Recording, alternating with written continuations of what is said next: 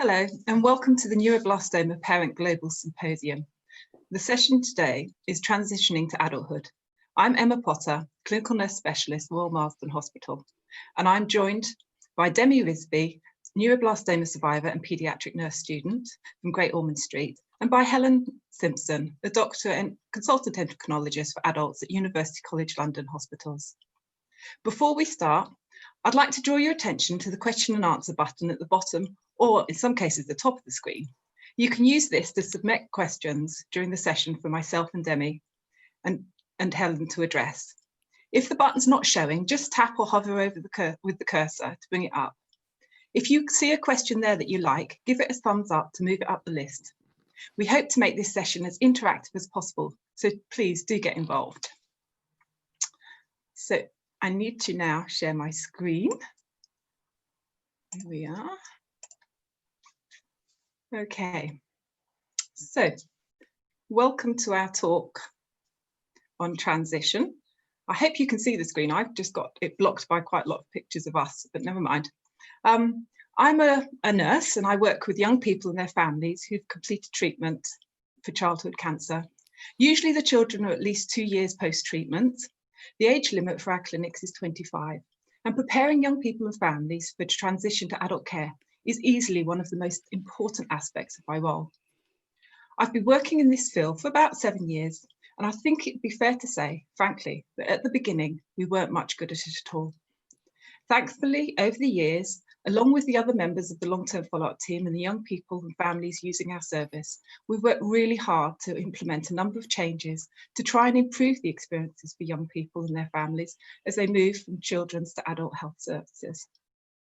I plan to talk a little bit about some of the changes we've made to our service and why we made them. And Demi's agreed to share her story, talking about her cancer diagnosis at a young age and how her cancer experience has influenced her passage through her teenage and young adult years. I won't spoil her talk by saying anything more there. And then we've got Dr. Helen Simpson, who'll be moderating the questions and joining us for the final few section of this session. Helen's a consultant endocrinologist, that's a hormone doctor, and she holds specialist clinics within one of UK's largest multidisciplinary late effects services for adult survivors of childhood cancer. And that clinic is based at University London College Hospitals. Ooh. That's interesting, not getting that. There you go. Increasing awareness of possible late effects associated with childhood cancer and its treatment has meant that the need for long-term follow-up and survivorship care well into adulthood is now widely recognised around the world. If you haven't already, I recommend you listening to yesterday's session to hear more about the potential late effects of neuroblastoma cancer treatment. As in many other countries, long-term follow-up care in the UK developed in rather a piecemeal approach. In the 70s and 80s, with relatively low numbers of children surviving their cancer diagnosis, all follow-up was carried out in the children's hospitals by children's oncology doctors. But with improvements in treatment and supportive care resulting in many more children reaching adulthood, children's oncology centres have found it increasingly difficult to manage the ever-growing numbers of patients. And in any case, anyone who's spent any time at all in a children's cancer unit is probably very aware it's not the most welcoming or appropriate environment for a 30, 40 or even 50-year-old fully grown adult. With medical staff at risk of breaking into a verse of Baby Shark while taking a blood sample, and services such as adult cardiology and fertility and sexual health counselling unavailable. Children's oncology departments are just not tailored to meet the needs of adults. So as the years go by, the number of clinics catering for adult survivors of childhood cancer has slowly increased. But moving to adult services is not always as straightforward as it sounds. Demi, Helen and I will be speaking out about our experiences of transition and hopefully demonstrate how healthcare professionals, young people and families can work together to overcome any hurdles and to make the move to adult healthcare as smooth as possible and as trouble-free. We hope to explain how moving to adult services is not, or should not be, a one-off event, but more a gradual process of transition that takes place over many years. We plan to finish with about a 20-minute discussion, answering any questions from the audience. So do keep pressing those buttons. All young people coming to long-term follow-up care will have started their journey with a cancer diagnosis. We're now going to hear from Demie to talk about her childhood experiences of being diagnosed with cancer. We come out of, I've just stopped sharing. There. Okay, thank you so much, Emma, for your introductions. Good morning, everyone. As mentioned, my name is Devin Risby, and for those of you who have not met or heard of me before, I am a 22-year-old and a survivor of stage 4 neuroblastoma. I'm delighted to be talking to you all today on my experiences as a survivor of the treatment and subsequently transitioning to adult care services a few short years ago. I was diagnosed in early 2005 after having a very large tummy area and tiny little arms and legs. The primary tumour was on my right adrenal gland with metastasis in my pelvis. My treatment lasted approximately 15 months and finished in July 2006 at the Royal Marsden in Surrey. My 5 years of no evidence of disease was in July 2011. In 2016, I was 10 years no evidence of disease. I have now been in remission for over 15 years. I remember very little from the day I was diagnosed. I have 3 older siblings, and I'm sure this had a very large impact on the rest of them and my family, both mentally and physically. I don't think anything can really prepare you for the kind of diagnosis and what to do going ahead. I'm sure my parents did what everybody else does, goes crazy with the Google searches, sometimes proving useful information and sometimes not.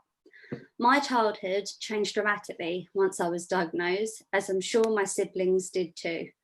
Days and months on end of off sick from school for appointments, inpatient stays, chemotherapy and radiotherapy. It quickly clocks up and the time flies, leaving a whole school year absent. For me, this was between year 3 and year 4. Of course, we have those resources available to us in the hospitals. We have the maths teachers, the primary school teachers. But in my case, and as I'm sure many of you can relate, I avoided this at all costs, much to my mum's dismay. Often, though, it's about perhaps looking towards the future as a whole, instead of maybe not answering a few of those maths questions that are needed just then. I was shortly a little bit behind in my classes after treatment, as you would expect, but slowly and with guidance, I improved and finished primary, then secondary, and pretty soon university too. These delays did not just stop at me. My siblings no doubt fell behind or spent large quantities of time with friends, other family members, perhaps altering their childhood also.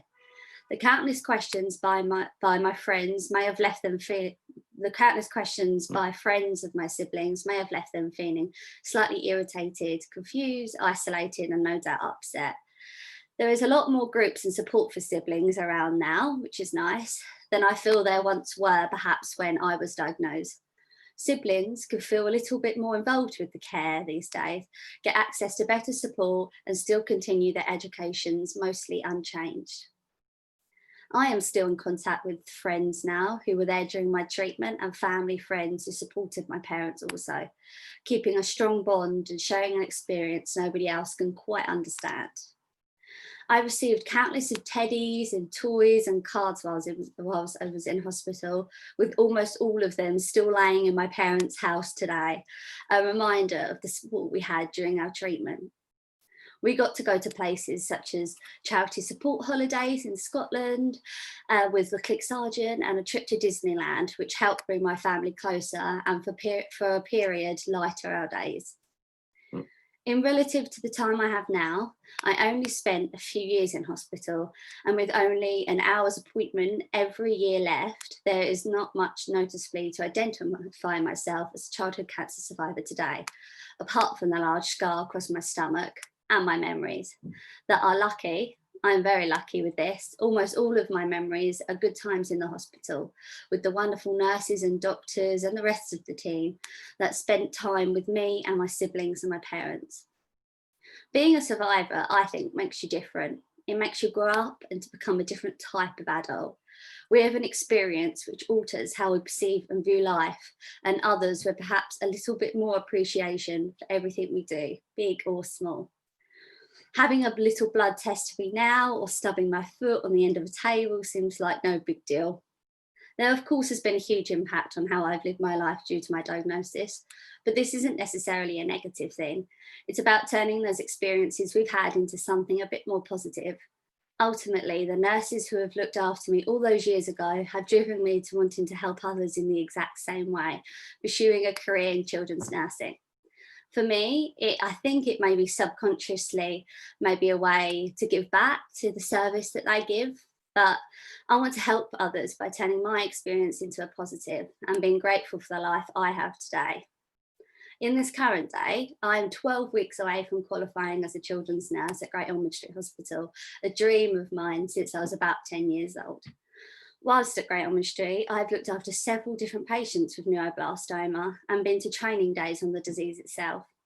For me, it is a great comfort and honour to help those patients who have neuroblastoma. It brings great joy helping both the child and the parents come to terms with their diagnosis, to help care for, and even just to be there to listen. I'm now going to hand you back over to Emma, and I'll speak a little later on my details of life as an adult after neuroblastoma. Thank you. Thanks very much, Demi. I'm just going to go back to screening my slides. There we go. And I'll need to be going on to the next one. And we will be hearing from Demi later. So hopefully, yeah. So what is transition? This is a frequently used definition of transition written by Bloom et al. The purposeful, planned movement of adolescents and young adults with chronic physical and medical conditions from child-centred to adult-oriented healthcare systems. Often, amongst the general public, cancer is thought about as an acute disease. With thanks to the huge advances in science and medicine, it can be successfully treated.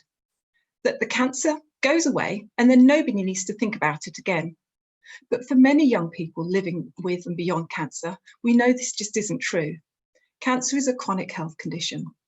Patients diagnosed with cancer may spend long periods of time on treatment, sometimes over many years. Even when the cancer's gone, it's likely that the effects of the cancer and/or its treatment have not, particularly for children who've received high-intensity treatments.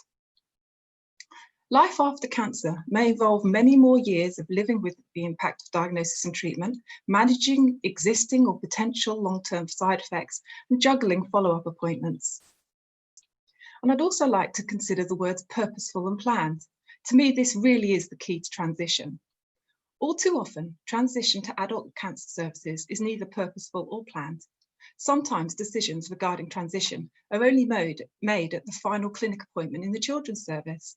Suddenly, someone recognises the 24-year-old patient standing before them is way too old to keep coming to the children's unit, and a referral must be made urgently before the head of the children's outpatient cottons on that we have an adult in our midst.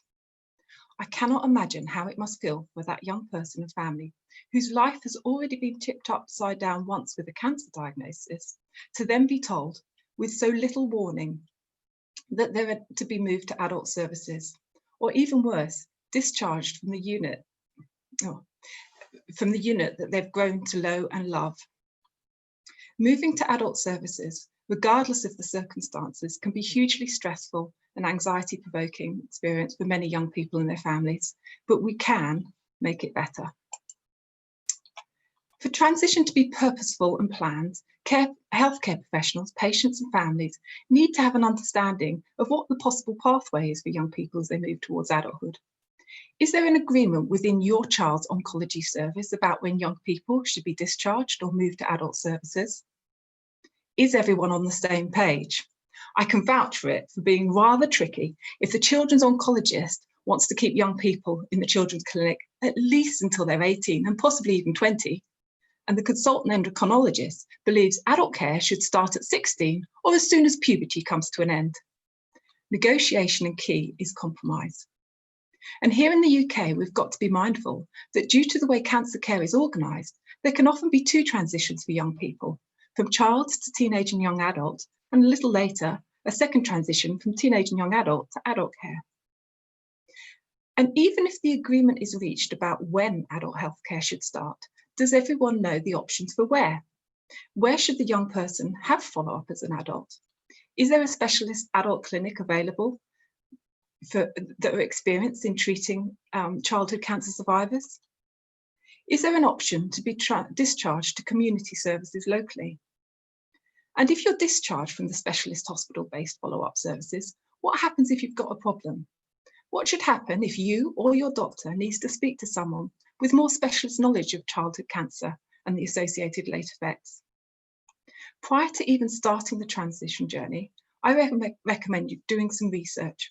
Talk to your team, your doctors, clinical nurse specialists, talk to other patients who've already made the move, and ask if you can visit local adult services. It's easier and a whole lot scary to make the transition to adult services if you have walked a little along the path and seen some of what's beyond.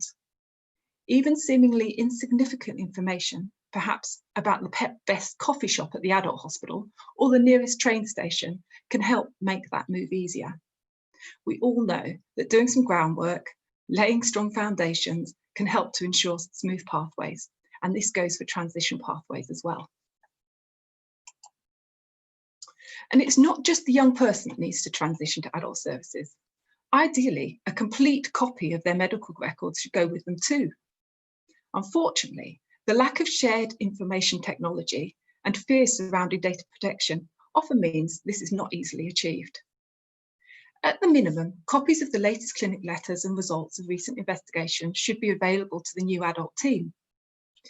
If your healthcare provider is unable or unwilling to transfer this information, parents and young people perhaps can facilitate the sharing by taking their own copies of the relevant documents to their first appointment. You'll have to be a little choosy here though. Turning up with a massive file filled with information is not likely to make things easier. A couple of the most recent clinic letters, results of the latest blood tests and any investigations, a list of involved healthcare professionals almost certainly will. A document that can really help with transition is the treatment summary and long-term follow-up care plan. There's a growing expectation that every cancer patient, every cancer care provider will supply one of these at the end of cancer treatment. Here in the UK, this tends to happen 2 to 5 years from the end of treatment, on entry to long-term follow-up. Treatment summaries and long-term follow-up care plans provide young people with a permanent written record with all the information in one place. A good treatment summary and long-term follow-up care plan will contain details of the young person's diagnosis and treatment, including any complications that occurred while on treatment that may possibly cause complications later in life, information on potential late effects and recommended follow-up care surveillance, health and lifestyle information, and information on sources of support for the future if they have possible issues. We encourage young people to consider the treatment summary and long-term follow-up care plan as their passport for health, to keep a photo of it on their mobile phone. As we know, young people never too far from their mobile phones. In this way, young people can have their medical information with them wherever they are, whether that be at university or backpacking around the world. While some of the information may hold little interest to them in their younger years, we hope that we can convey to them the importance of the document and manage to convince them to keep it safe, available to refer back to when they need it. I'm often asked, at what age should we start to prepare a child for transition to adult services? I mean, what do you think? I love this piece of graffiti by an Edinburgh art student. The slide was given to me by Louise Soames, who spoke earlier about being a teenager on treatment. She's a complete expert in teenagers and young adults. But have a look at him. Do you think he'd be ready to start transition? I mean, he looks quite mature, doesn't he? Perhaps he is ready. But then again, if I look closely at his eyes, I can see that look of fear. Should we be adding to his worries at this vulnerable age? Perhaps we should hang on to him in children's services just a bit longer. In reality, without talking to the young person and those around him, you just don't know. When planning for transition, healthcare professionals like myself must take into account each individual's circumstances and the views of the young person and their family. Where possible, introducing further change should be avoided during periods of intensive treatment or at times of emotional or social upheaval in the young person's home life. A child whose parents, for instance, are separating certainly doesn't need another change introduced into their lives.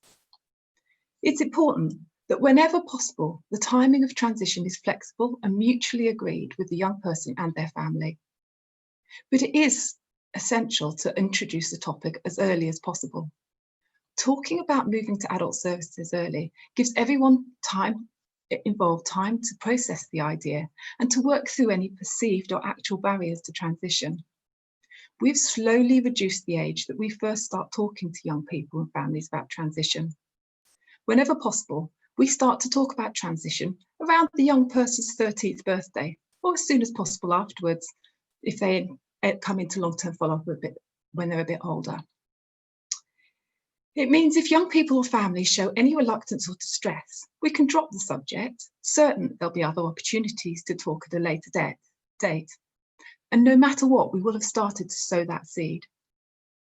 We've found starting so early actually reduces the pressure on families and staff and facilitates for a much smoother transition. Whoops, wrong way. There are lots of tools out there to help with transition. For the past 5 years, we've been using this one, Ready, Steady, Go. It's a framework for transition developed by Dr Nagra, a consultant paediatric nephrologist working in Southampton here in the UK. If you want to have a better look at it, it's freely available on the internet. Although originally designed for kidney transplant patients, it's now used across the UK in many healthcare specialities. What we really like about Ready, Steady, Go is that there's a questionnaire for both the young person and their parents, recognising that both are important to this process. We ask them to complete the questionnaire while waiting for their clinic appointment, so that by the time they come into the clinic room, they're already thinking of the future. They may have recognised some gaps in their knowledge that they want filled and are starting to become aware of some of the hurdles that they might face as they move towards adulthood.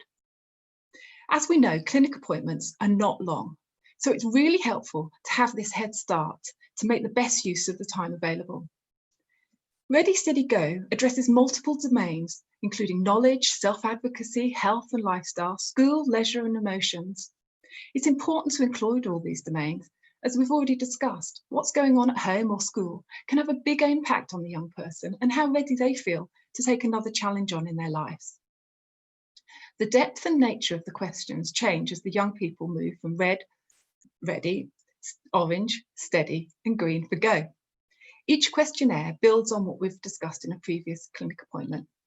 Not all the questions are relevant and not everyone wants to fill it in, but it's a great tool for triggering discussions. And this can include anything from how to make a doctor's appointment to how to deal with social media bullies. Oh my goodness, I do apologise. Let's go that way. Handing over the reins to your child can be hard no matter what the circumstances. Doing it when your child has had a life-threatening health diagnosis can make it even harder. And let's not forget the young person here. If we continue with that horse riding scenario, it can be scary to go from having your parents sitting right behind you on that horse, holding you tight and controlling its every move, to be then on your own, gripping those reins for dear life as you gallop round the paddock. But in this tale, I've missed that bit in the middle. The years of your parent holding the leading rein as you and your horse walk slowly round and round, of the slow build-up to walking off the leading rein, to trotting, to cantering, and eventually maybe even to jumping. It takes time and patience to enable that young person to feel confident and to take control of that horse. Learning to negotiate and be responsible for your own healthcare is no different. If we can get it right this time, yes. Despite the legal precedent, developing healthcare autonomy does not happen automatically when you turn 18. In early childhood, parents usually make all the decisions regarding their child's health and well-being, what the child eats, wears, who they socialise with. As the child grows up, they increasingly start to make their own decisions regarding these aspects of their life. until they become fully independent. For most young people, this occurs over time through a process of negotiation, think bedtimes, encouragement and offering increased choice.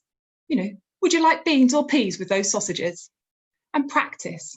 Nope, that wasn't clever trying to jump that stream. But never mind, you only got your feet wet, says the adult, who could see the stream banks were extremely wet and muddy, but allowed that leap of faith to go ahead regardless. Developing healthcare autonomy can also involve this combination of negotiation, encouragement, and practice, allowing young people to make mistakes in a safe environment. Developing or maintaining independence and healthcare autonomy is not always straightforward. The teenage years are often a period of push and pull. While young people may feel confident and independent in some situations, in others they may feel less secure and regress to a more childlike behaviour. At times of stress, young people may need the support of family and healthcare professionals as they struggle to manage the side effects of treatment, process complex information, or make difficult decisions. And it's natural for those surrounding a young person with cancer to try and protect them from further trauma. However, this parental urge to protect their offspring from distress can inadvertently restrict their emerging independence. Dealing with parental overprotectiveness was a top unmet need for teenagers and young adults following cancer in the Miller, Patterson and Dezel study. And in my experience, it's not only the parents and families that can be guilty of being overprotective. I hear it from many healthcare professional colleagues as well. Oh, we won't mention that just yet. He's a bit young. But I would say, how do we know? The best way, of course, is to ask the young person directly. Is this something they want to talk about? More often than not, they've already heard this information in conversations half heard at home or in the clinic rooms. Petra Svedberg explored the experiences of 214 Swedish childhood cancer survivors as they transitioned to adulthood.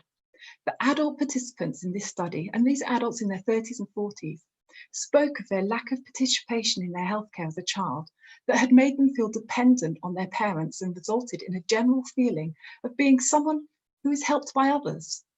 Sadly, they felt that this established passive role was then maintained into their adulthood, making future healthcare interactions difficult for them. Young people want and need information about their healthcare. They need the support of healthcare professionals and their parents to ensure that they have got a quality of access to the discussions and decision-making regarding their own health in order that they can then go on to develop their own healthcare autonomy as an adult. As healthcare professionals, our first duty is probably to the young person.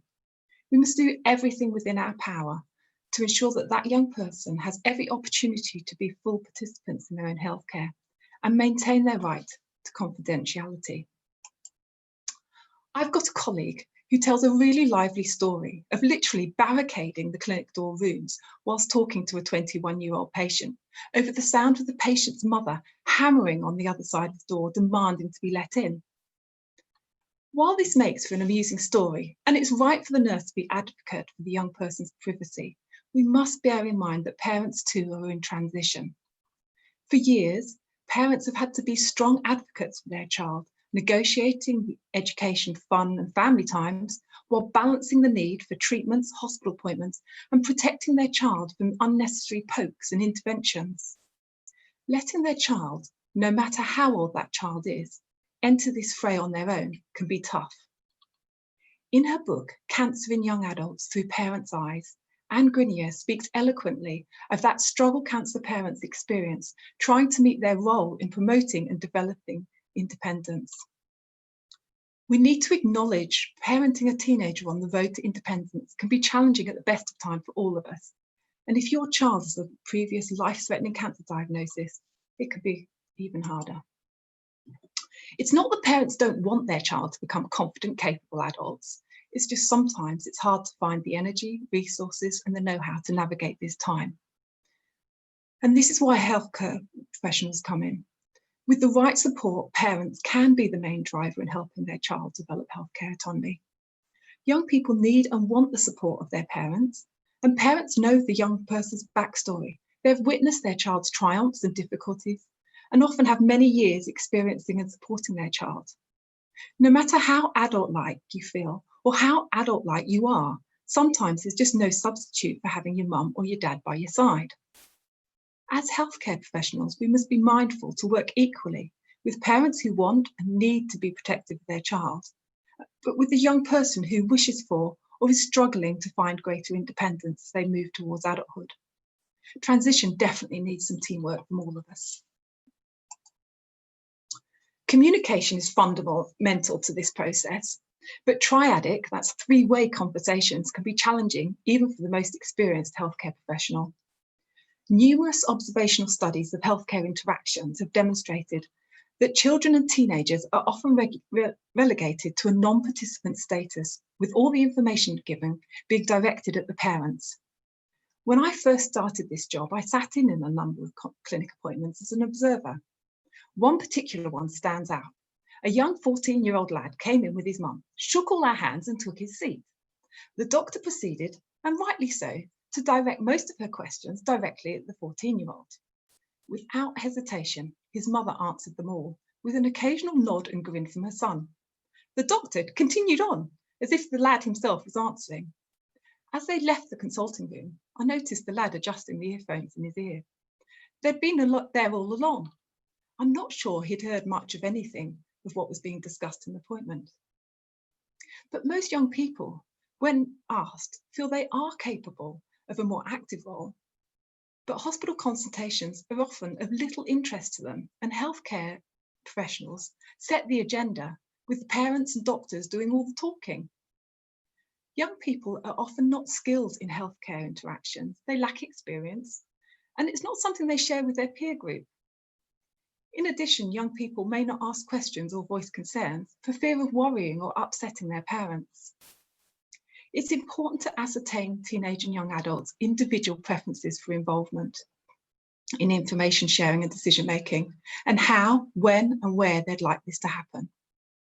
Young people should be routinely offered some time on their own to ensure their voice is heard and that they have the privacy and the time to voice any fears or concerns. Another benefit of young people being seen on their own is that they really listen and take notice of what you're saying when they're not relying on their parents to do the listening for them. In our clinics, we encourage all young people from around the age of 13, 14 to come in for at least the first few minutes of their appointment on their own. It can take years of groundwork to help prepare some young people and families to do this and to help them understand the value, but over and over again, we see the benefits. This time in clinic on their own is important, no matter how close that relationship is between the young person and their parents. I'm going to tell you about a bone marrow transplant survivor in her early 20s who always attended her clinic appointments with her mother. They enjoyed spending this time together, and perhaps more so the lunch afterwards. Sarah, not her real name, and her mother had a loving and open relationship with bonds that had grown stronger during the long weeks spent together in hospital. Sarah, with the support of her mother, had told us she was experiencing discomfort when having sex with her long-term partner. We referred her to the late effects fertility team, and investigations showed that Sarah was in the early stages of primary ovarian insufficiency as a result of her transplant treatment damaging her ovaries. It was likely that the lower levels of estrogen had resulted in thinning of the vaginal mucosa and dyspareunia, that's pain on deep penetration. Estradiol pessaries were prescribed and the problem was thought to have been resolved. It was only many months later that I had an opportunity to see Sarah on my own. At this time, Sarah expressed her anguish to me regarding her relationship with her long-term partner. 3 years of painful sex had taken its toll and resulted in total abstinence for the previous 8 months. They were desperate for a baby and knew the clock was ticking, but sex had become non-existent. While Sarah valued her mother's support, she'd been reluctant to speak openly in front of her during the appointments, as she'd been worried about that the situation might reflect badly on her boyfriend. This loyalty to her boyfriend had prevented Sarah voicing the true extent of her problems. In turn, the presence of a parent within the clinic room may have inhibited us as healthcare professionals exploring Sarah's sexual relationships more fully.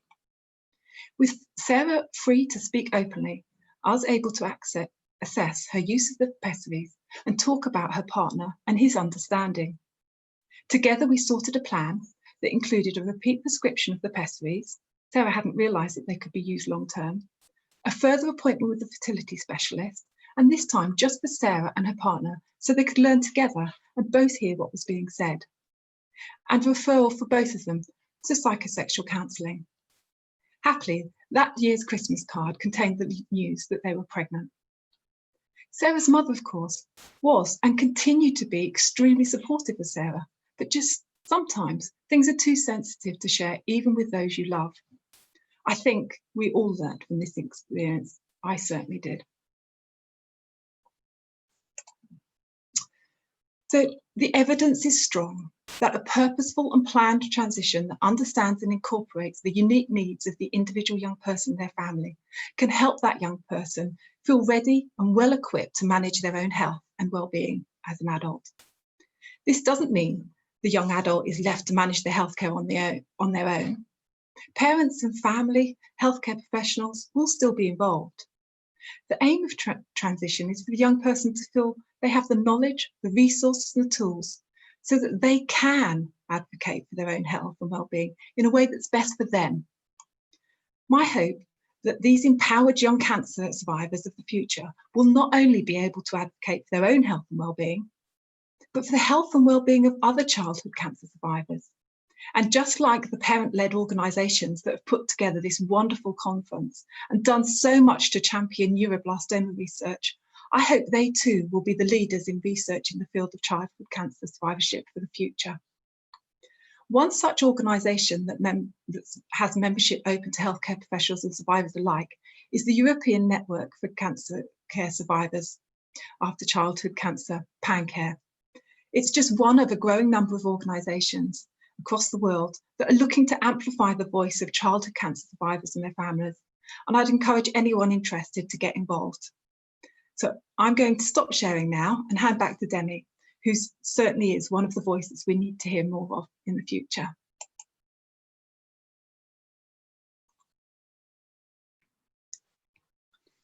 Thank you so much, Emma. It's been so interesting listening to Emma discuss the importance of transitioning to adult services, especially as it's not been too long for myself.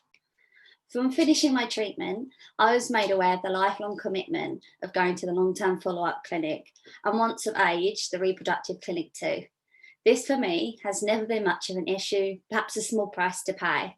I've enjoyed going back to the hospital through the years, visiting the nurses, seeing them progress through their own careers, visiting my doctor, and then meeting other teams through the years, including my long-term follow-up nurse, who was Emma.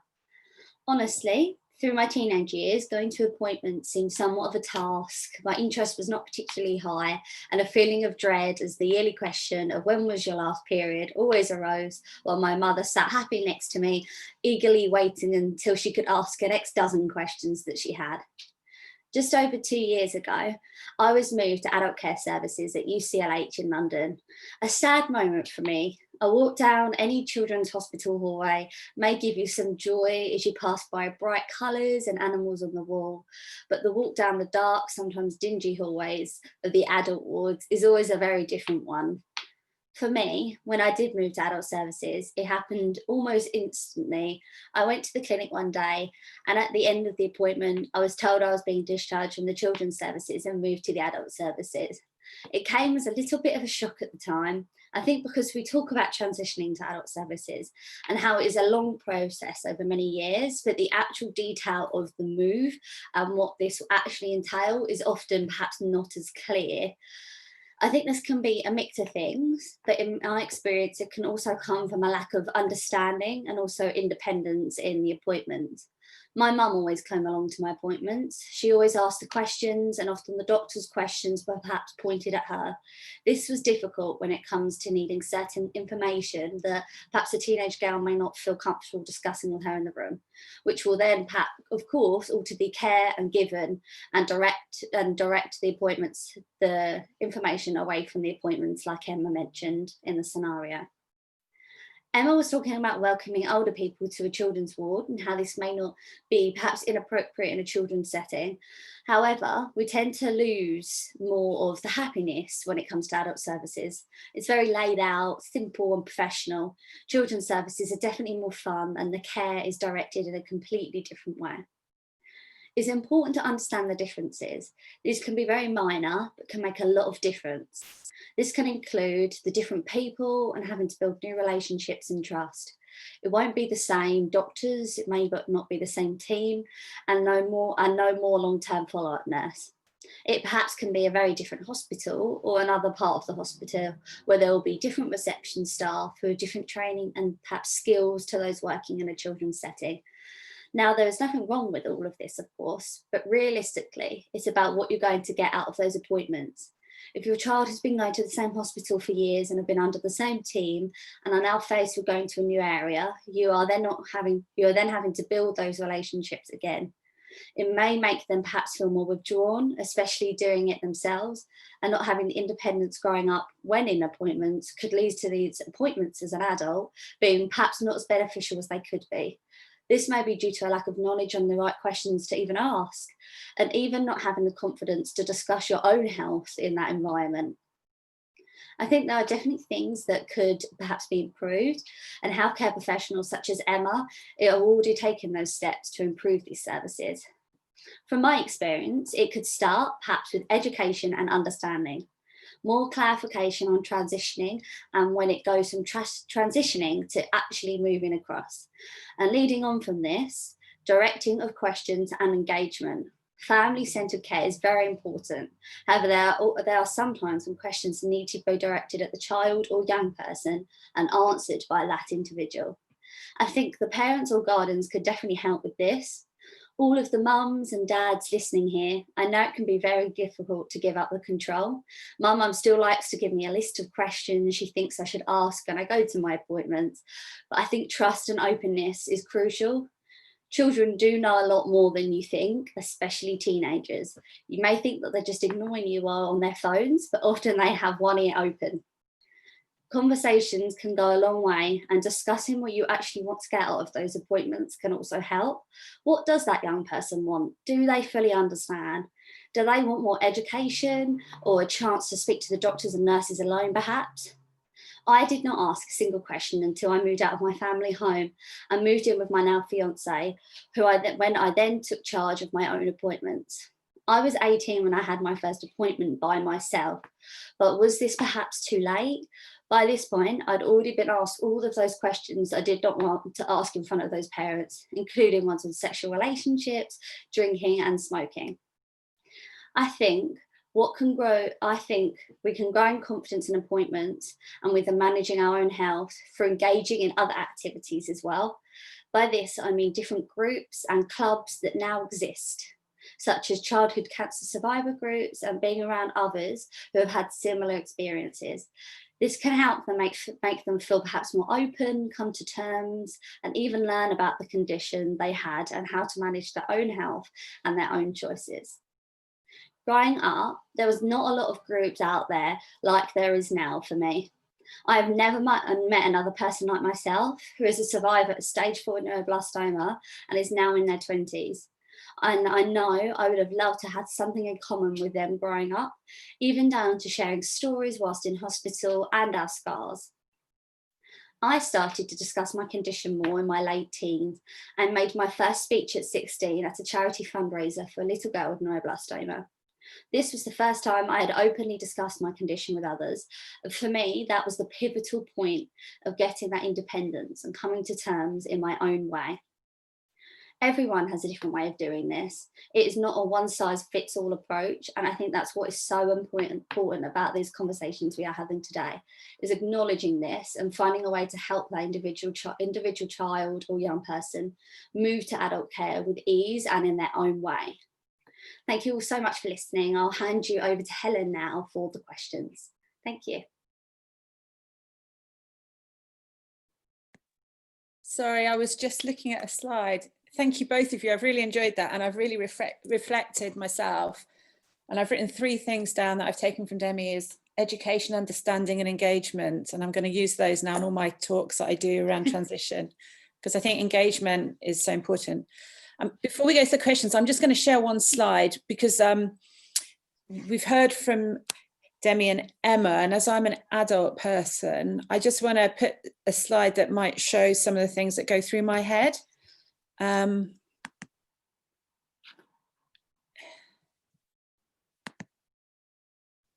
And this may not resonate to the non-British people, but it's just really reflecting, I think, what Demie's saying, is that we change continuously through life. And when people come and see me, I see it as gaining trust and the start of the next phase of life. And the person, when people meet me in originally, it's not going to be like how when I see them in 3 or 4 years' time. It's going to take time to get a relationship and trust, and to discuss all the things that need discussing on both aspects.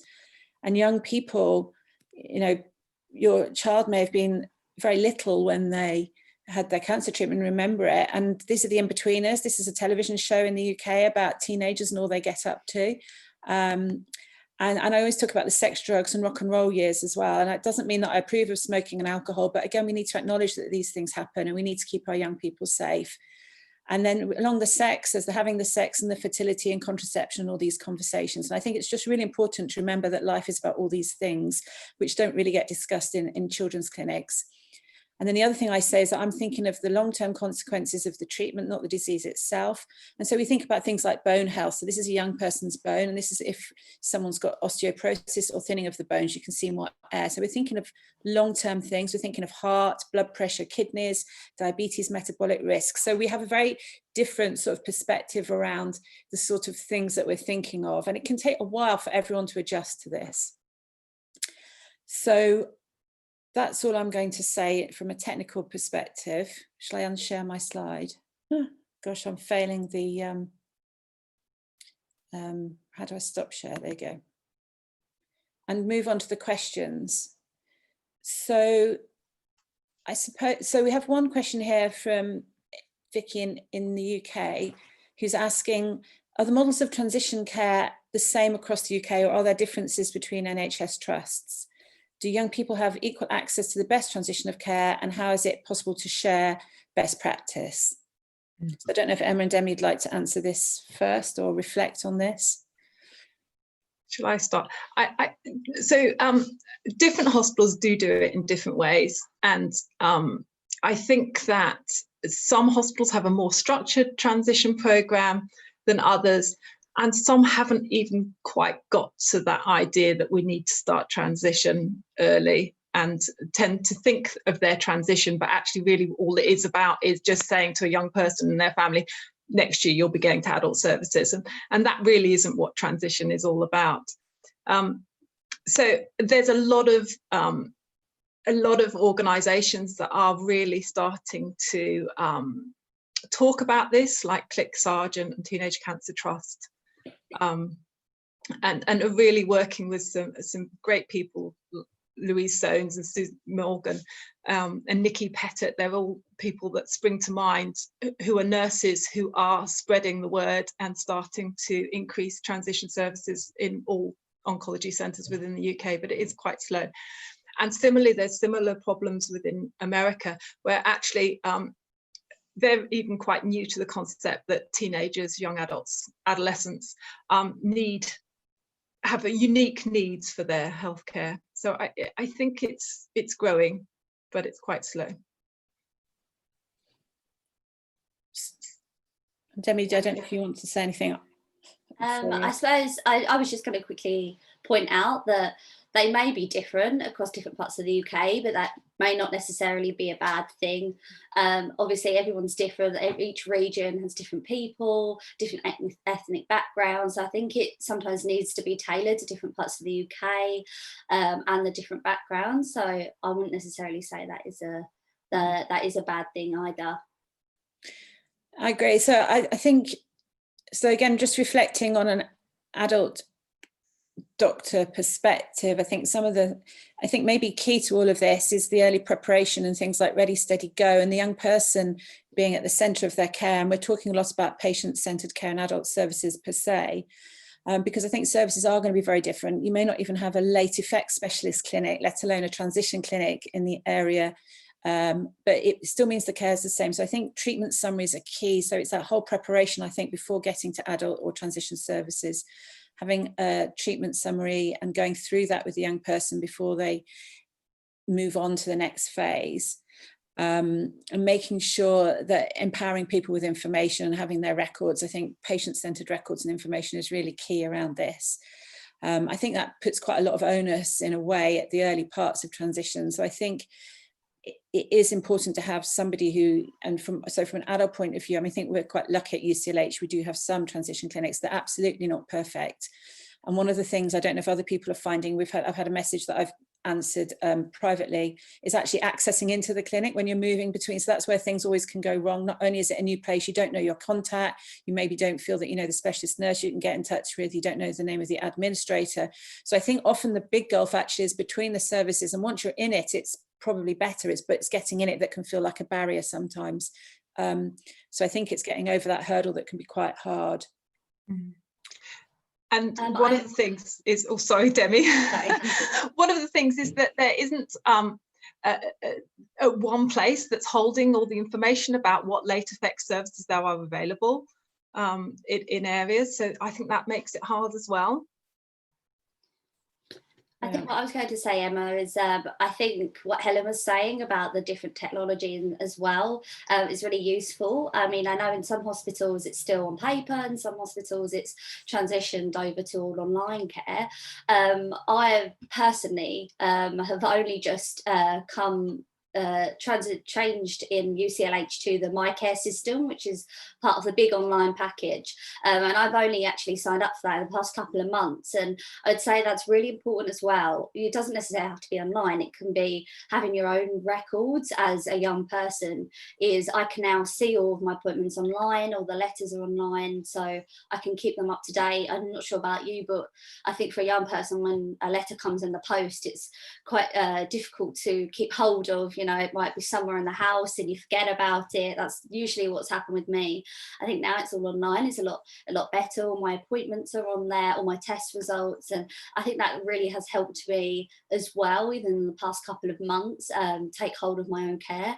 And I think that can be done on paper as well, perhaps keeping them all in a folder, or perhaps the young person, even when they move out and they're in their adult services, then perhaps around my age, they have all of those records themselves to take with their appointments and to remember things. Great. I mean, I'm a huge advocate of My Care and patient-held records. I think not just for young people, I think for all patients, you can then, you know, having access to your information, it's your information. And like you say, letters these days, I mean, I lose everything. If it's on my phone, I can just about hang on to it. And I was interested, Demi, what you said, and I've written loads of points down, actually. I haven't gone over any of them. Again, around those first visits to adult services, I was a bit sad that you didn't feel it was fun, but I think that's probably a fair comment. And you come down a long, gloomy corridor, which is also probably a very fair comment. And I think it is acknowledging the environment's quite different. I like to think that I'm reasonably fun, but I think it's that whole thing, isn't it, about a new team and a trust, and that parents and young people will have had all those years in the paediatric oncology service and have a very strong bond. And then moving to meet a whole new healthcare professionals who won't know all that background, won't know all the anxieties, won't know all the difficulties that you've been through. And some young people don't want to go over it all again or don't remember it. And so it does take time to get that relationship and trust, I find. And I know sometimes I definitely don't always get it right. And I think it's sometimes not jumping in with 2 feet as the adult doctor, actually. I sometimes I'm better now, jumping all guns blazing, but actually sometimes it takes a bit of time to get trust. So in terms of learning, do you think that's something we need to kind of focus on a bit when I do my teaching on transition? I think so. I think it can be difficult with the resources as well, but I think perhaps for a young person it's attachment as well. You know, we've been very attached in children's services. I think it's a smaller team and you tend to see the same people, such as I saw Emma for years and years, and all of a sudden I didn't see her anymore. I mean, I'm lucky to see her in this sense now, but I perhaps wouldn't have seen her again. And I think it is that attachment. You go to adult services and you may not see the same doctor on every appointment. It may be a different doctor. And I mean, I know all the doctors, they share the same information. Everybody does know the same details, but I think it is the attachment of not having the same person and trust. It could even be as well as if you're with an endocrine doctor, or you're in the reproductive clinic as well. I think you might see a lady, or you might see a man, and I think those things can change with the way that you talk as well. I think that does perhaps change the older you get, the more it doesn't necessarily matter. But if we're talking about, you know, late teens, even middle teens, that can have a huge impact. Seeing a different doctor every time, and the sex of the doctor as well. I think it's always to be mindful of that. There's sometimes, again, what I said about resources, you can't always change that. You know, it does depend on the day, who's on shift and things like that, but I think it's always good to be mindful of that as well. And I'm very lucky, I have my own list, and I try and keep my patients continually. But you're right, it's not always, but I do think it's really important for us to try and have some continuity of at least one member of the team. Like you say, the example that Emma described, I think that information only came out that sex was really painful, and, you know, you can't get pregnant without having sex. So, you know, it's a pretty fundamental thing. And I think sometimes those conversations do depend on either knowing or trusting. You don't have to know someone really well, do you? But there has to be an element of trust to have these very personal conversations. Mm-hmm. And the other thing, which I don't know, to reflect on is, so one of the things that is really important, obviously, is to give young people time on their own in appointments. But I find when I meet families and young people the first time, I pretty much always actually do that first consultation all together now, because again, it's a way of the parents want to trust that you're going to look after their young person, and the young person wants to trust. So while some people fly in and they're totally ready to fly on their own when I meet them, others aren't. So do you have a reflection around that very first appointment? You know, it's a new place, the corridor's horrible, we haven't got any pretty pictures on the wall, it's busier, you may be in a waiting room. If you see me in my endocrine side, not my late effects side, you'll be the youngest patient there by a long way. Do you have any views on that very first meeting? I think that perhaps I think it's difficult because it does depend on the person as well. My first appointment in adult services, I was alone. I'd already moved out, and I wanted to have that appointment by myself. I didn't really want my mum or dad there anymore coming to those appointments. So I think it's difficult because it does depend. I mean, perhaps it may have been nice to have my mum there, but I think again it would have then changed, because perhaps I wouldn't have felt independent from the get-go. I would have then felt it was the same as the children's services, but perhaps now I feel an adult, but my mum is with me and she's asking the questions. But that's me personally. I think in general it can depend, but I think it's more something the parents need to be mindful as well. Perhaps if they are coming to the first appointment, the child or young person does want them to come to the appointment, perhaps having a consideration of when to talk, and a discussion beforehand even of who will ask the questions and what they want to get from the session, whether the young person just wants to do all the talking and the mum or dad will sit there and listen as well, and perhaps even give a discussion or say the things that the child or young person might not know. I think that could help the professional as well, because then you'll know whether or not where the education is, whether actually you need to have more of a talk with the child when they do get to the adult services about what they do and do not know. So it can be a good thing as well, I think. That's a really good point you make, Demie, about doing that preparation before the clinic appointment, because clinic appointments are quite short, and having that preparation means you're ready to go, isn't it? And you've got that agreement already with your parents. And the other thing we've brought out in our service since you transitioned is having either Helen come into the first appointment at the Marsden, or myself going to UCL, so that you've got that meeting of both the child and the adult services at the first couple of appointments. So that allows much more for that transition of information and that familiar face. I think that has helped and does help. Much harder to do in the COVID era, unfortunately.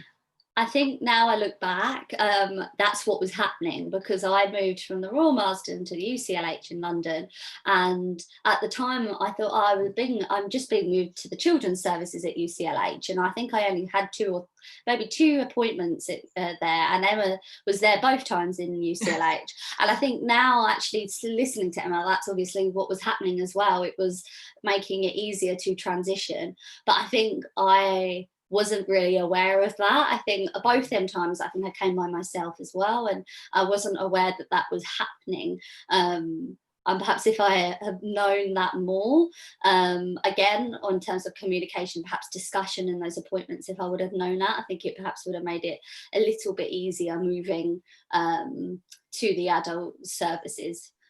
Yeah, we need to be more explicit about the process, yes, don't we? Yeah, always.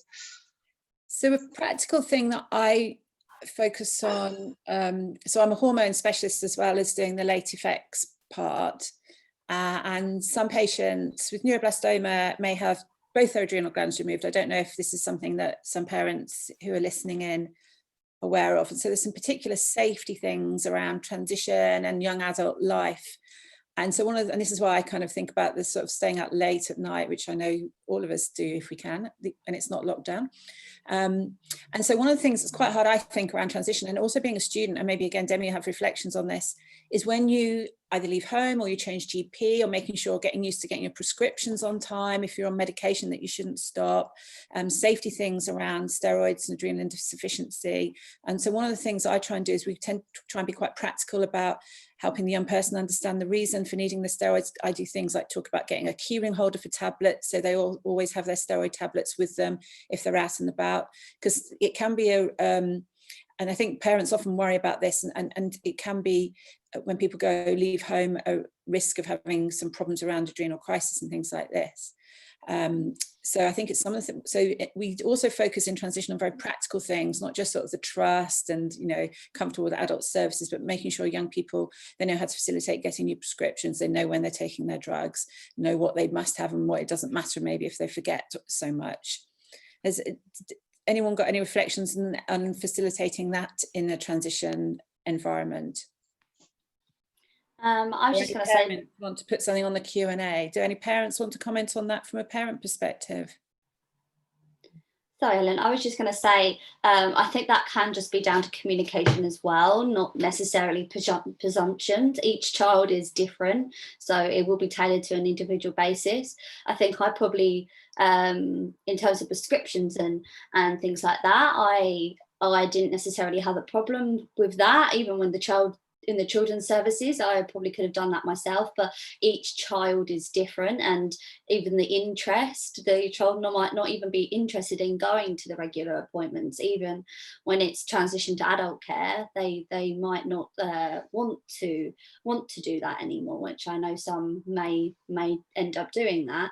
So I think as well, it just comes down to communication when you're in the appointments as well, and education, whether or not they want to or understand how. And I think that can be done with them. I think the problem is as well with perhaps having the parent there is of a lot, the child or young person may be in the room but not perhaps listening because the adult is there, so the information is then given to the parent, and then we have the problem with the child perhaps not taking in the information and not taking it seriously enough as well. I think that's something to think about. One of the things this really reminds me of, and it's happened quite a few times, is young girls that are on hormone replacement therapy, so that they might have either stopped progressing through puberty and needing some estrogen replacement. And often there's a real reluctance perhaps to use the patches because that means that they're different from their peers. And that negotiation we have about what sort of methods there is for hormone replacement and what suits each individual young person better and why. And that's something that it continues, doesn't it, through to the adults? Yeah, with the young girls. I think that's one of the points, that this is a the next phase of things being really non-specific, because I think it does encompass life, doesn't it? All of us are going through our life course and there's different things. I think one of the things I see is so one of the things I talk about when I meet young people is that I kind of say we're not really now worrying so much about your disease because that you're in remission. We're not thinking about that. We're thinking about the consequences of the treatment. And my job, if you like, we're focusing on health over the next 50 years or whatever that time frame is, as I alluded to. So, and then one of the things we have to think about is sort of a reproductive life, and whereas going through puberty may be the focus, then the next focus is on estrogen replacement to keep the bones healthy, vaginal health, and things, thinking about fertility. And at the same time, we're thinking about contraception, because for boys and girls, we can't assume anything. So we're talking about fertility issues and making sure there's access there. We're talking about contraception. And then as people maybe move through that their friends may start having children, and they may not be able to have such an easy time around fertility. So then this is where the psychological elements and impact may change. Whereas when someone's 15, that may not be an issue, but when someone's 25, so there's different bits that crop up. And I think this is one of the things that we kind of think about a lot in transition as well, and signposting towards different support groups. I've just looked at the question here in the Q&A. It's about a GP who stops HRT because their young person is too young for HRT, and again this is very familiar, because GPs don't have that experience of young people who are needing hormone replacements and things, and this is why sometimes specialist care is essential in this particular age group, isn't it? And I think even shared care. So I'll put the link in here if I can do it if someone else is talking. So we produced some Macmillan Quick Guides with Jane Maher and the team, and Leslie Smith, who some of you may know of in the UK Forum, who do great stuff around consequences living with and beyond cancer, because precisely this reason it is quite, and I think this is why shared care is really important, even if a lot of the decisions are made in the hospital element. GPs, so I just did a quick calculation, we see patients for roughly 0.0001% of the year. So that's a lot of percents of the year that people that I think of as my patients aren't actually spending time with me. And this is why electronic records, signposting to information, and I'll put the link in here, really to say that we're giving estrogen replacement in a physiological way. This is the reason for HRT. This isn't a treatment for women in their 50s or 60s. We're giving it we're using the same option, but you know, all of us need estrogen. So I think there is a whole thing about education, and how we do that more globally, I think is quite difficult, just because the internet's fantastic, isn't it? We can Google and search everything, but the internet also means that and healthcare professionals, we're bombarded with information all the time. So it's filtering what's important. So one of the things I do on my letters, I don't know if Demi's had the joy of one of my letters yet. So I have because we're electronic, I put loads of stuff on my letters in the bottom bit. So I do my top bit, if you like, the medically bit and the drug bit and the discussion bit. And then I have a patient information thing, and I'll click on different web links to put in the letter that patients and their families can have to look at in their own time, and to link up should they need it. So I think signposting is a really important thing that we can do to GPs and young people. I'm just trying to see what else I've put in so the other thing that I find is parents find quite difficult, and I think Demi's great model, because you're so independent, and some young people aren't quite as independent when we meet them, and some people have got additional needs as well. So we look after people who've had brain tumours and may have some neurocognitive issues, which is a slightly different thing about independence. But one thing that I think parents sometimes struggle with is the issue around confidentiality at age 18. So when people get to 18, that we have to liaise with the patient unless we have very explicit written permission to liaise with the parents. And this sometimes parents, I think, can find this quite difficult, because I've done all the communicating and all the letter writing and emailing for some people. So I wondered if Demi or Emma had got a reflection around how we can handle that sensitively with that. I know I've upset a couple of people because they say, well, why are you telling me this? I've always done everything. And it's like, well, legally, number one, we have to be careful, and number two, it is part of the process with the young person becoming more independent. Mm-hmm. Any reflections or? So you go, Emma. No. I was going to say, you go first. Yeah. I think as just acknowledging where that child is in terms of the parents as well, whether or not they are already independent or whether they want more independence. That's a part of the conversations that they can have. But as well, I think I remember from my experience when I did turn 18 and the letters were still being sent to my parents' home. And I think as well, it can just be because you're used to your mum and dad doing the making the appointments, being the one on the phone, and perhaps reminding you of those appointments as well. I think for the first couple of times I did have my parents remind me of them, so I don't necessarily think it's a bad point, but I think there are things to remember as well, is they are maybe willing to relinquish control, but it's also helpful perhaps at the same time. I think that's good about transitioning to adult care, is it is supportive at the same time. But I think that's part of the conversations that they can have as well. Yeah, there's no magic cutoff suddenly. It doesn't suddenly happen that at 18 you open that pile of mail. And I think we've got to acknowledge that parents will still be there advocating for their young person, and it's about educating both, helping parents to push back a little bit, to say to their young person, no, this is yours to open, to do, to deal, get it in your diary. But also the young person has to accept that they have to take some responsibility, or that next letter that comes through that they allow their mum to open might say something that they don't actually want to share with their mother. So I think we've got to be educating both of them, you know? Yeah. Yes.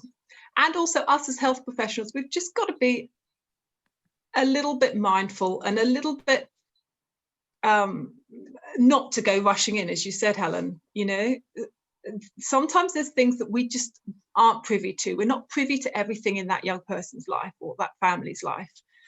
You know, only the other day I phoned somebody and their mother had died, and you just didn't know that information until you're on the phone. So you've just got to be really careful to try and see it from their point of view.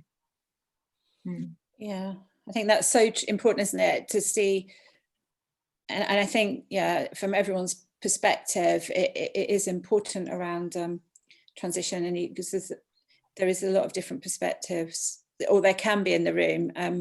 I mean, I think when it's really important, I think, as healthcare physicians, you know, individualized patient care, because not everybody's the same. Don Berwick, I don't know if anyone here has heard of someone called Don Berwick. He's a sort of doyen of patient safety.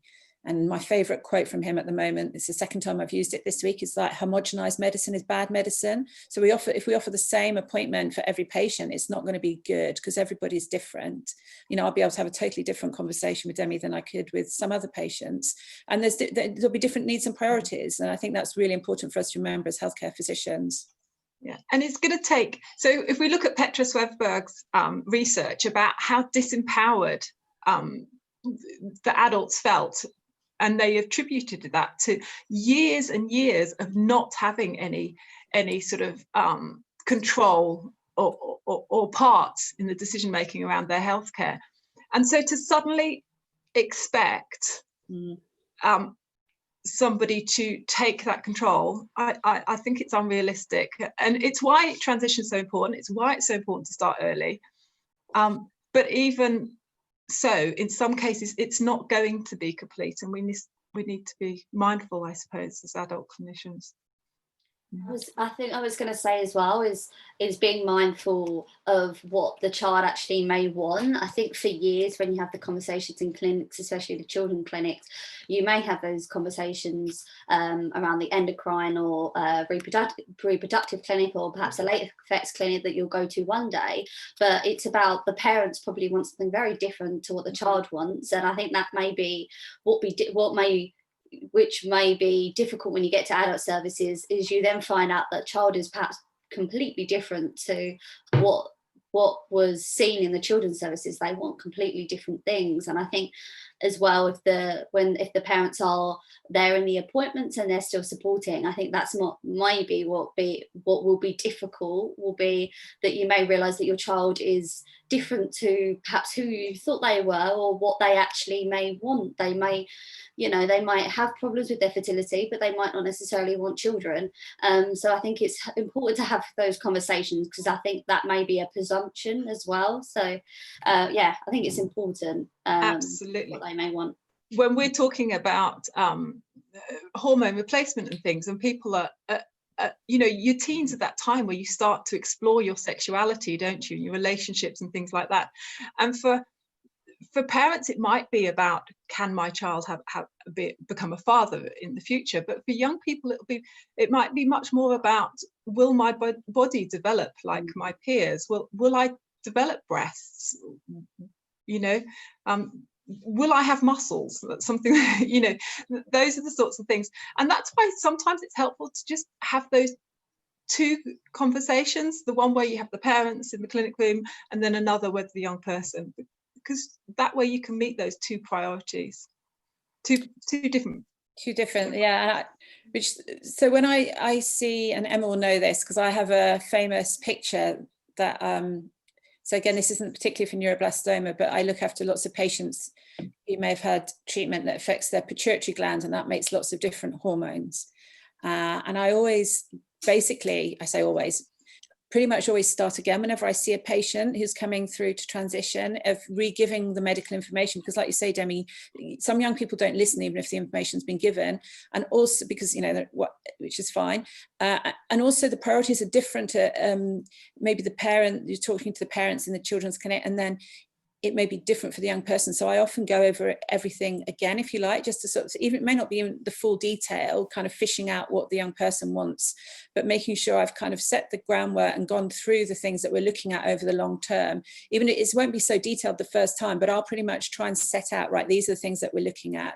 This is the chemo bit, the radiotherapy bit, and I'll try and sort of set a little framework for the things that we're going to be thinking of over time. So that's one way that I approach the information giving, and obviously really important to get the feedback cues, where to focus and where to pull back, because you don't want to go on about something that when it's not appropriate. And the other thing I was just reflecting on, I was just looking at some of the slides earlier, patients' priorities may be different from healthcare physicians. So height, I was thinking, I don't think I've had hardly any patients ever worry about their height, maybe one over the last 5 years.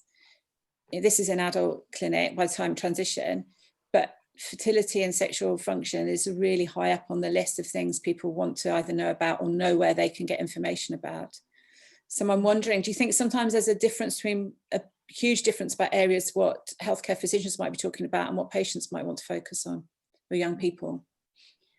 I was going to say, Helen, I think it's really interesting what you've said about you do relay the information every time, because I think child and young people's priorities can change appointment to appointment. I think. Yeah, I didn't mean each. I just mean the first time. Sorry, not every appointment. Okay. I'll filter it then, because God, they'll be with me forever, and you'd hate me. I think even then, their priorities can change every appointment, and then some appointments may be like a year apart, and I think it can change every single time. So I think it is maybe useful to perhaps ask a few questions as to whether they do want the information again, because that will change every time. I think an example of this, perhaps when I was in the children's clinics, and Emma used to ask me each time whether I knew about my condition and wanted to talk about it. And I think in my teen years, the common answer was no, thank you, I'm okay. Weren't that interested in hearing about what I had and what medications I had and how that affected me. But I think now, if I was asked those questions now, I would find that very interesting. I would want to know all about it and stuff. So I think it is a good thing, although it is maybe from the child's perspective slightly frustrating being asked the same thing every time. It can change every time. Have different doors open. Yeah, so it can change. What we want is different. I think as you get older, that changes a lot as well. A year apart might be completely different. You maybe have a new partner, no partner at all, a family member's died, and that's changed your perspective. So one of the things I'm thinking as well is actually, while clinics is a great place to get information, there is nothing better than having that opportunity to talk to others that have been through that same experience. You know, young people, sometimes we get into those conversations about how do you tell a new partner that you might have some fertility problems, or and that sort of thing. And that's why you mentioned, Demie, in your talk about the opportunities for peer support, and really I would hugely encourage any young person or family who are sort of aware of any opportunities where their child can, if that's what their child wants to do, really encourage it, because we find that when people have gone away, say for a sailing trip with the Ellen MacArthur Cancer Trust, their confidence as they come back, and that feeling, that sense of belonging, so they've met other people that have had similar sort of experiences, is really good. I was going to say about that, actually, is one of my points I've written down is signposting to peer support. So Trekstock and Ellen MacArthur. I mean, I think I hadn't heard of Ellen MacArthur before I moved to UCLH and started working with the team. And I think, like you say, being part of a team, you don't have to explain a lot of what's happened, because everybody there's had a similar, obviously it won't be an identical experience, but there'll be a lot of things that you have that don't need explaining. And I some of the patients that we see that come from that have such an amazing time and able to talk. Do you remember that guy who was in clinic, Emma, a little while ago? So we had one guy, I don't want to say too much to identify them, but it was the person that you may not have imagined them on a sailing boat from the way they were dressed. I think goth would be the way of describing. And he was sat on his phone, and I'm pretty open about that because I have a teenager at home. And he was WhatsApping away in the middle of this appointment, and he said, "Oh, I'm really sorry." I said, "But on the trip, I made this WhatsApp group, and we all now chat to each other all the time." So this is someone who'd been quite withdrawn around talking about his experiences, and then had gone to having all these new friends and WhatsApping them as a support of peer support mechanism, which I thought was great. I was going to also reflect that I think it's really important to connect with young people as people first and patients second. So one of the things I try and do at the beginning when I talk is, where people are they at school, are they working, what they're doing? And it also reminds me of an appointment we had, Emma, with that young person who was going for an interview the next day, do you remember? And the whole appointment, we actually talked about interview techniques. I don't think I talked about any medicine. I don't know, I'll probably get the sack for saying that. But I think this comes to what Demie was just saying. It's so important to connect with what's the priority for the young person at that point. There's no point me banging on about anything if we've got a job interview the next day and that's their, that's really important focus. So I think it really is so important to find out the cues of what's important for the young person. I agree. Yeah. I see there's some questions about peer support groups, but I'll type those in. Yeah. Now. Yeah. There are so many that it's hard to just choose one or two. There are, but if I could put them in, they can be. We've done some endocrine information sheets, and Emma can update for CCLG. I don't know if people have heard of CCLG, which I don't think they're available yet, are they, Emma? No. So maybe that's something we can, but it's, from a purely endocrine point of view, it goes through quite a lot of the endocrine things in a nice readable way. And also, again, we haven't talked about COVID at all. I don't know whether this is something that worries young people or families. And that, again, in the UK, I don't know about other parts of the world, people have had shielding letters, but in terms of updates around COVID, patient support groups can be a fantastic rapid source of good information. And again, CCLG have a late effects or consequences information on COVID if people feel they're not getting the information they need quickly and by any other source. So I think peer support can be fantastic, or is fantastic, not can be, it is. Yeah, and local oncology group centres will have information about groups local to you. So do contact your doctor's nursing team and ask them about what's available closer to you. I think remembering as well what Emma said about the local groups as well. I think acknowledging what that young person does want, whether they want the groups and support. I think that's why the communication with your child would be best. I think it might be quite difficult if you went ahead and sent loads of emails out to support groups and then told your child about them. They might want it differently. They might want to speak to them themselves, perhaps may feel more independent that way. So I think it's good to have those conversations beforehand of whether they even want to have that support. Yeah. So we're getting quite close, and I just wanted to read this out for you, Demie. Demie, every time I hear you speak, I'm in total awe. Everyone should know Demie Risby. How lucky Gosh will be to have a children's nurse who understands everything. Thank you for all that you do. And I would say myself, thank you, Demie. Thank you, Emma. Thank you so much. Sorry, Helen, go ahead. It's great. I think it's so important to have advocates in different ways, and it's been great meeting you as well, Demie. Thank you, Helen. Thank you so much. Well, thank you both for coming today. This topic's been so important to talk about, especially for me as well, for me and for the parents in here. It's often not as commonly discussed. I think coming from the survivor's perspective, I hope this has helped shape perhaps the way you both practice things as well, and to be more mindful for different things in the future. I think it's so important to hear the voices of childhood cancer survivors like myself. Perhaps that's where the change and improvements can be made from our voices, such as what Emma said earlier.